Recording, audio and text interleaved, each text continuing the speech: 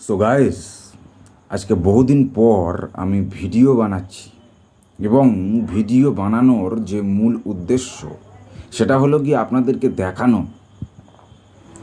বর্তমানে যে দিল্লি আছে সে দিল্লিতে বিরাট তালমাটাল হচ্ছে এবং সেই তালমাটাল হওয়ার যথেষ্ট উপযুক্ত কারণ আছে। বহুদিন ধরে চলা এডুকেশন সিস্টেমে যে সমস্যা, বিভিন্ন ন্যাশনাল লেভেলের পরীক্ষার এক্সাম, ন্যাশনাল লেভেলের চাকরির এক্সাম, এর যে পেপারগুলো লিক হচ্ছে, সেই লিকের বিরুদ্ধে বর্তমানে চলা দিল্লিতে যে প্রোটেস্ট, সেই প্রোটেস্ট এর ব্যাপারে আমি একটা জিনিস লক্ষ্য করলাম। আমার বাবা যে নিউজ পেপার পড়ে, বা আমার বাবার মতো এরকম মধ্যবয়সী অনেক লোকজন আছে যারা নিউজ পেপারের উপরে ভিত্তি করে যে ইনফরমেশনগুলো, সেই ইনফরমেশনগুলো গ্যাদার করে এবং দেশ বিদেশে কি হয় না হয় সেই সবগুলো জানতে পায়। সেই নিউজ পেপার চ্যানেলগুলো, সেই নিউজ পেপারগুলো কীভাবে এদের ভুলভাল ইনফরমেশন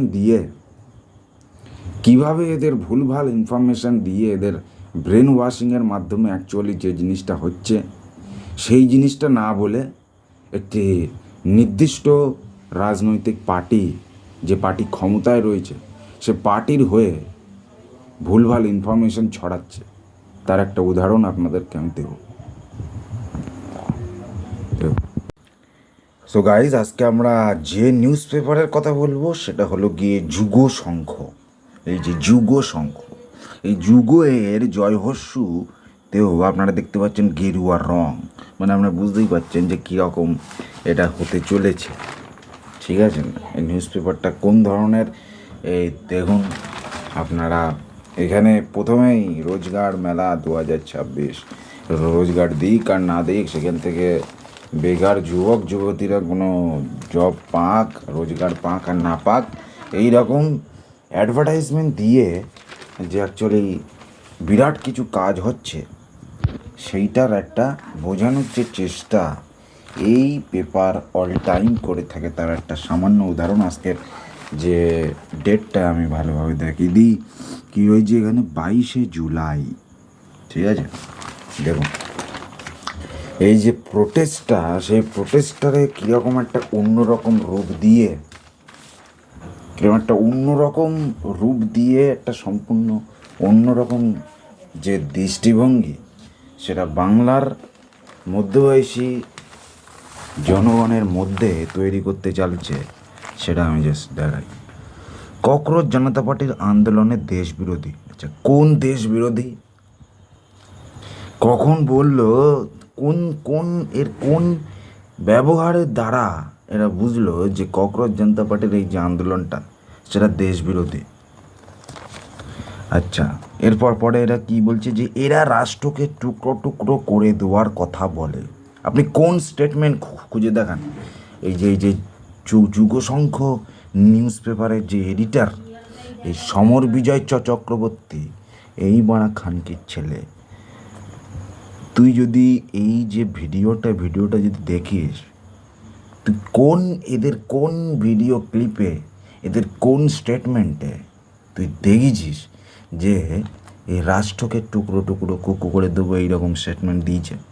হ্যাঁ, হিন্দুদের বিরুদ্ধে স্লোগান দেয়। হ্যাঁ, হিন্দুদের বিরুদ্ধে কী স্লোগান দিয়েছে? হিন্দু দেবদেবীদের প্রকাশ্যে নিন্দা করে।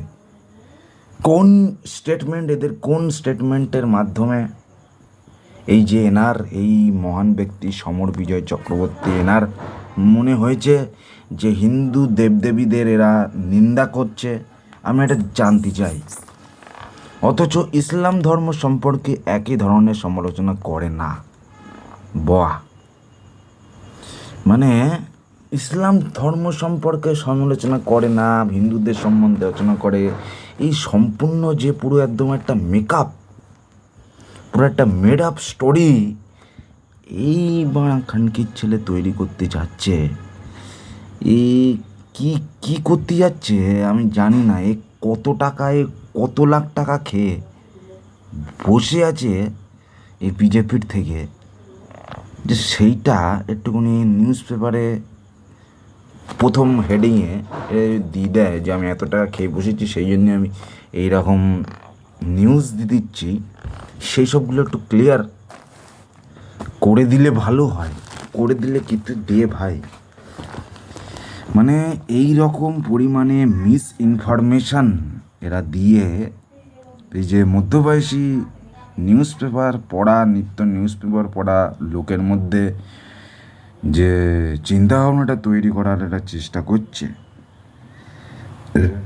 তা দেখে আমার মানে শিউরে যাচ্ছে গা, যে কিভাবে নিউজ মিডিয়া মানে একটা ভালো চেষ্টা, একটা ভালো